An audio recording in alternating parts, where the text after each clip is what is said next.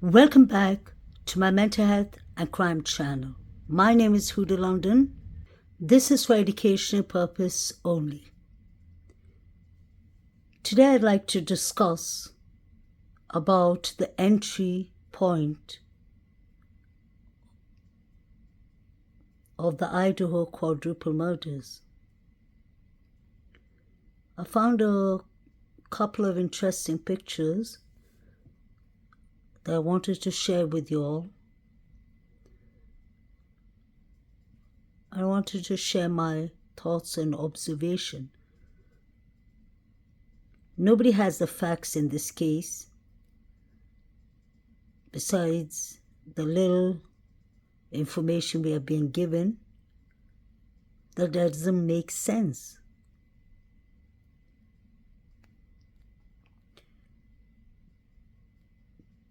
The entry point could have been the sliding door, the window downstairs,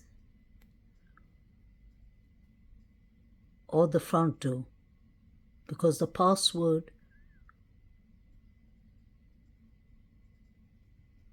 was a password many people had. Or maybe the door was left open. I remember that KAYLEE's father, Steve, clearly said that let's stop playing games. They didn't need to go upstairs. I always believed that there was more than one person involved, and possibly DM saw someone with a mask and bushy eyebrows leaving from the sliding door. But how do we know that it was only one person? What if the other suspects climbed up to the veranda, terrace, balcony, whatever we call it, because they would have had access to KAYLEE's sliding door? Let's not forget, most of the fraternity boys are quite active. They do sports, they climb up places, so I don't think it's a far-fetch. What if they climbed up this blue chair and climbed up the pillar? We know that there is a ladder downstairs too.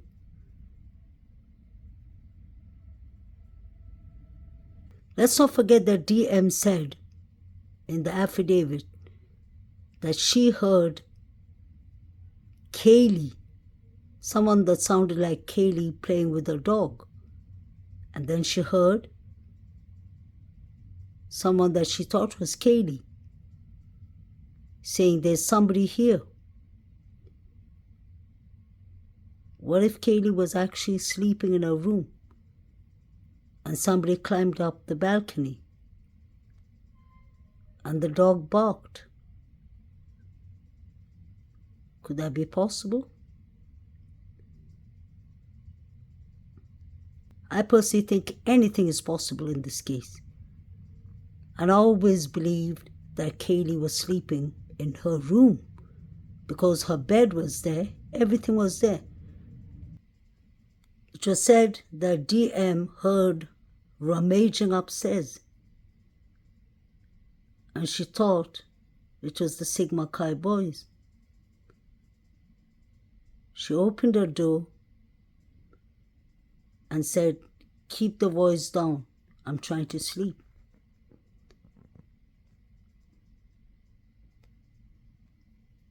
Could somebody have come in from the balcony? It doesn't make sense to me that KAYLEE and Maddie were sleeping on Maddie's bed. There's nothing wrong with friends, sisters, sleeping in the same bed. But why did they not sleep in KAYLEE's bed? That is a double bed. That is much bigger than Maddie's bed. Why would they squeeze in a little bed? I personally believe, and I've always said, that KAYLEE was sleeping in a room.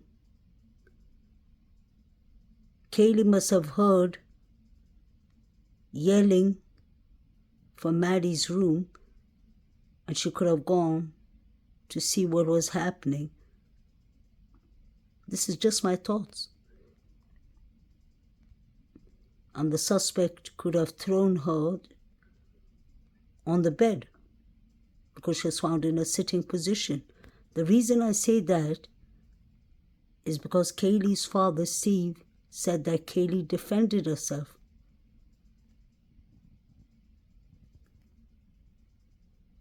Look at where the blue chair is located.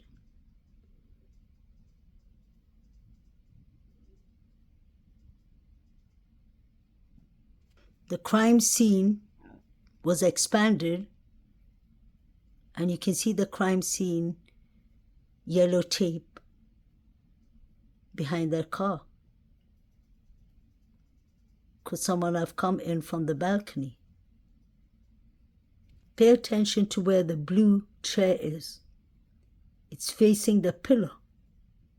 Somebody could have stood and climbed up there. Let's not forget these are the fraternity boys around 19, 20 years old. I have a son that age, and I've seen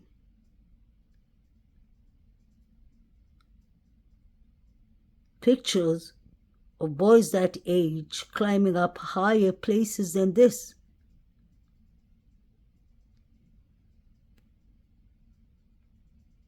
Because let's not forget, they never told us where the entry point was.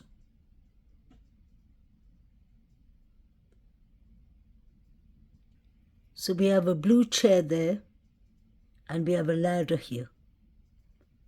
You'll see the crime scene tape.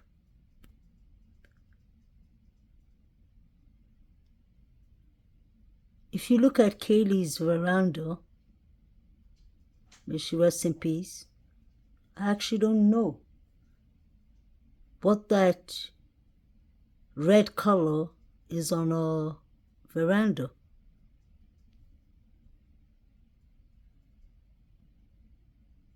And it's leading right up to her sliding door. Is that dirt? Could that be red liquid? I'm just sharing what I've been observing.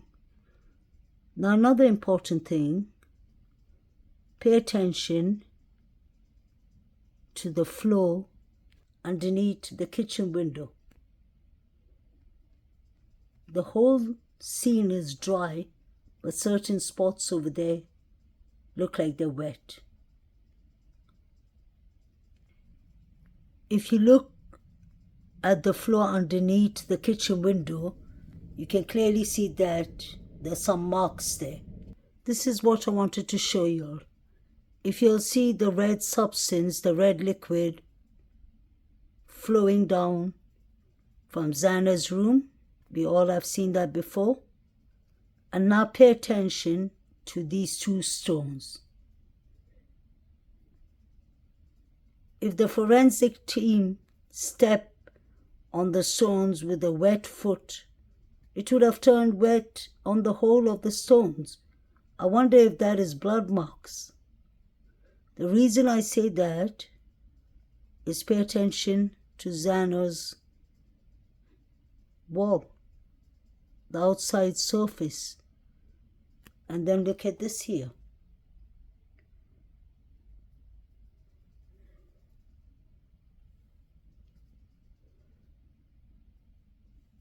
You can see closer here. And like I said, I don't want to leave any stone unturned. So what about these two stones? What do you all see? I find it kind of strange that it's just these two stones that have marks. I don't know what marks those are, but it's kind of strange. And then you have some things lying on the floor. Why didn't the forensic team pick up all these and take it under investigation? People's footprints could be on it, because if people came to the sliding door, they could have easily jumped from the stones down to the floor. And then you have the ladder there. This is just my thoughts. I find it strange. Even this small stone here looks like it's red.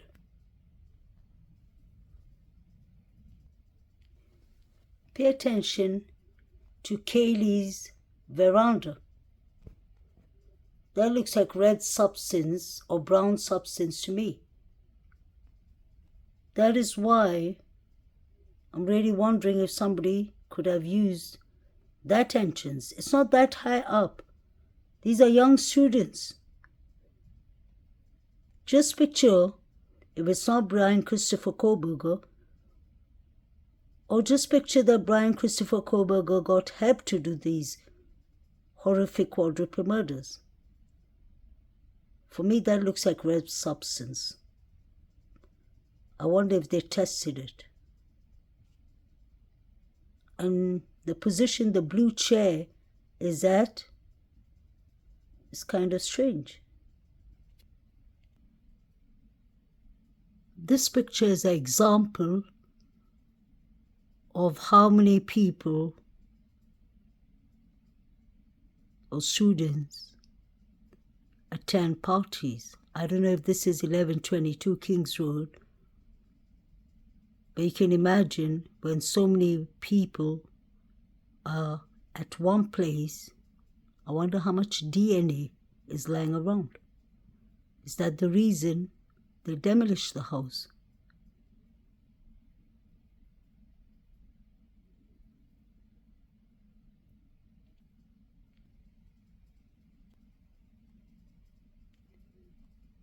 I'm wondering if anyone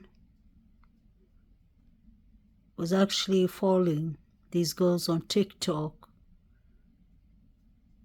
Instagram, Snapchat, and other social media. They were holding a lot of parties. We know that because Inan Harsh, the neighbor, gave us details about how they used to party in the backyard a lot. He said himself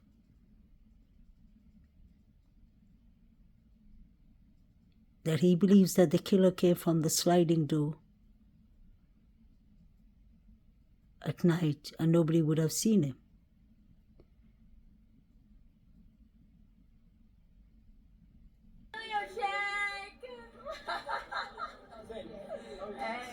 Smell sober. I'll fix that. I'm home. Who's trying to get this working flip cup? Yeah, this table will be sick for beer dye. IPA, time to slay. Dad, we got any dye? Dad, is this root beer? When did you start taking AA so seriously? Kind of tastes like yogurt. Got this off the website. Mine's from Goodwill. And I stole mine.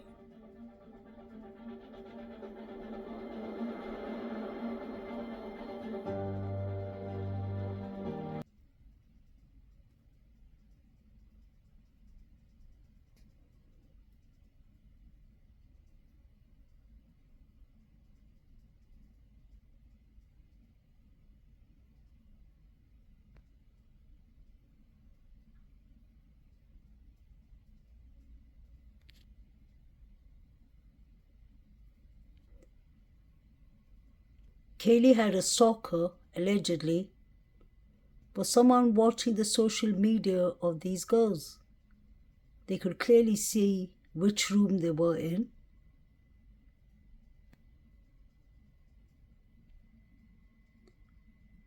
The floors are wooden. People would have heard rummaging upstairs.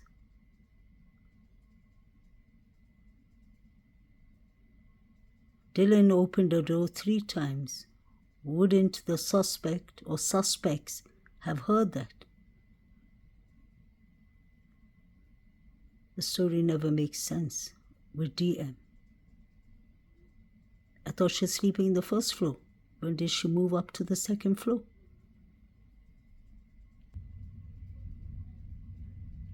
Is there blood on the door? And on the wall near the door?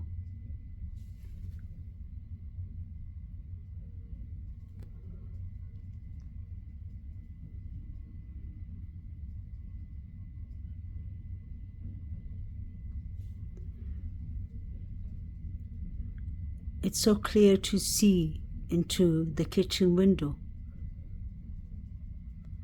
If there was a stalker or any enemies that even know the inside and outside of this house, could have just hid behind the bushes and watched the 4 victims coming in.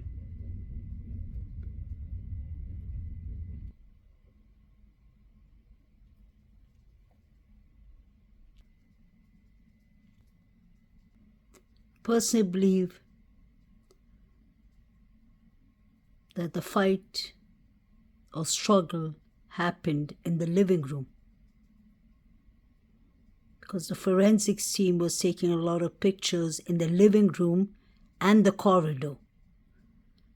And we've even heard from Ashley Banfield that our sources told her that Ethan was found in the corridor.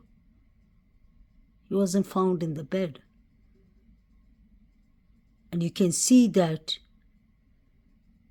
when the forensic team, his camera lights are flashing and they're bending down at the corridor near the toilet, near Xana's room.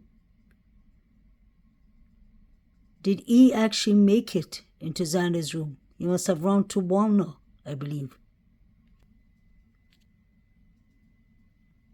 The forensic team are taking pictures of the outside of Bethany Funk's room. Interesting. What is the exculpatory evidence that she has?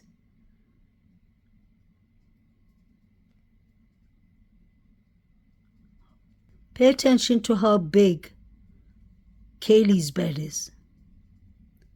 Wouldn't it have been more easy and comfortable for Maddie and KAYLEE to have slept in KAYLEE's room? It doesn't make sense to me. I really believe that Maddie was sleeping in her room and KAYLEE was sleeping in her own room, and she heard a noise and she ran to check. And unfortunately, she got unalive too. And why would KAYLEE leave her dog all alone?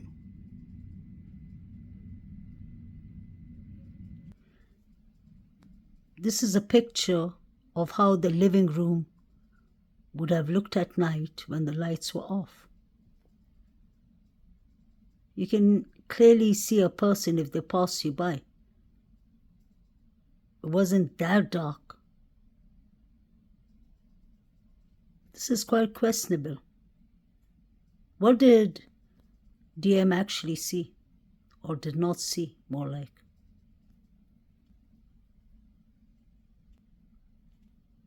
Things, not everything, but the probable cause affidavit, some of the police reporting, and the news conferences, that's given us a small picture.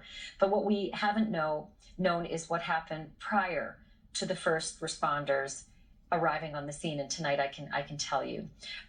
You have heard that the 911 call was made from a surviving roommate's cell phone.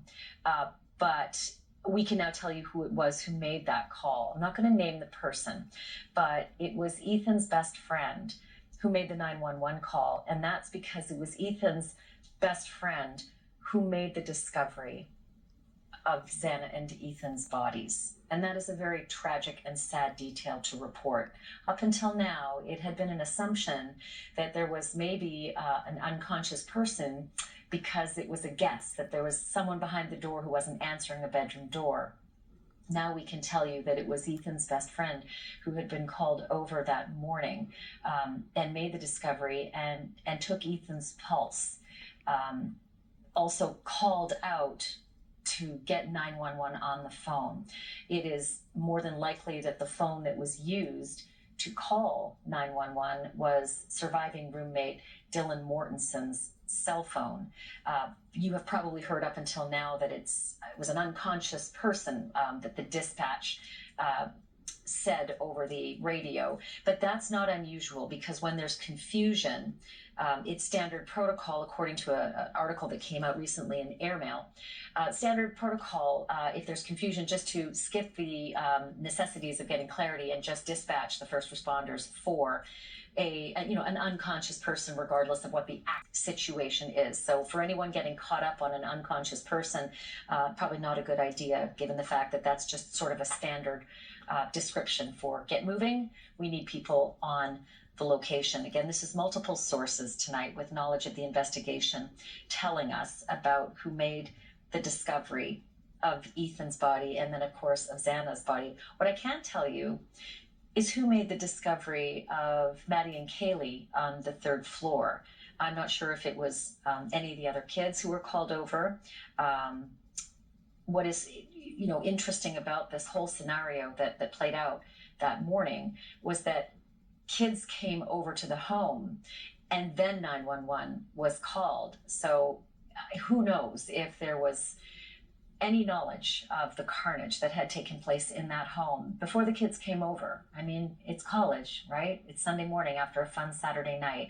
And maybe, just maybe, kids were coming over to, get together and go out for a Sunday brunch. But some kids who are unidentified at this time went over to the house that morning, and it was Ethan's best friend who made that discovery and took Ethan's pulse and yelled for them to call 911, and ultimately got on the phone on Dylan Mortenson's phone and talked to the 911 operators. I find this piece to be really important. The Airmail article said that it was 2 students. There were many students who came into the crime scene before 911 was called. So there were 2 males who went upstairs to Maddie and KAYLEE's room and found them unalived, unfortunately, while the rest were downstairs with Xana and Ethan. So my question is, whoever went upstairs, what did they touch? What did they see? Because if the knife sheath was lying next to Maddie's right-hand side, wouldn't they notice that? Is that the reason they demolished the house? Because the house had too much evidence, and that will all come out in court. We've seen high-profile cases like the Murdochs. The jury were allowed to go and see exactly where the murders happened in the Murdoch case. Why did they rush to demolish this house? And if the students all gathered around this house early in the morning, I'm sure it wasn't for a brunch or for having a nice Sunday breakfast. They already knew what was up. They knew what was up. Because we heard Eva, KAYLEE's friend, saying it was 10 a.m. She said that to ABC News. When she heard about it, she said, I called KAYLEE's phone and there was no answer. We heard the latest 6th roommate who moved out in May 2022, Ashley. What did she say? She said that she called Maddie. She texted Maddie, but she got no answer.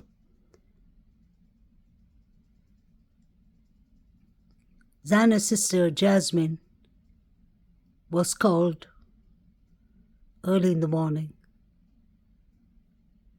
And she heard about it. And she called her father and told him to come back. She said that on 48 hours. So how come all these students knew exactly what was happening? They told each other. Why didn't they call the police first? Why did they gather friends? Was it to tamper with evidence? These are not children. They all are above 19 years old. So there's no excuse for this. News Station senior national correspondent Brian Enton. Brian has been at the forefront of reporting this story. It's such an uncomfortable detail, but it is one piece of the puzzle that we've been trying to figure out in terms of why it's so complicated, that scene the morning of the murders. Yeah, so much of this has been confusing based on the reports we've gotten from police. There have been so many holes and things that they haven't shared. I think beginning with your exclusive reporting last week, things started to make a little bit more sense in terms of surviving roommate Dylan and the fact that she may have thought that there were noises coming from upstairs, but not necessarily noises that meant that something bad was happening or that a murder was happening. That started to explain why she may have not initially called 911, in the middle of the night. Your exclusive reporting sort of shed light on that. And now I think this sort of continues to, again, put the pieces together now to know that there were people who came to the house that morning. And it would make sense, what you said about the unconscious person, that may have just been a categorization that the 911 call was put under. But certainly tragic, as you said, to think that Ethan's best friend, took the pulse. I mean, it's all just so heartbreaking. Pay attention to KAYLEE's room. Her bed was there. Her duvets were there, it looks like. So why didn't KAYLEE sleep in her room? Why didn't Maddie sleep with KAYLEE too? And Murphy the dog. I really believe that KAYLEE was sleeping in her room and she heard Maddie yelling.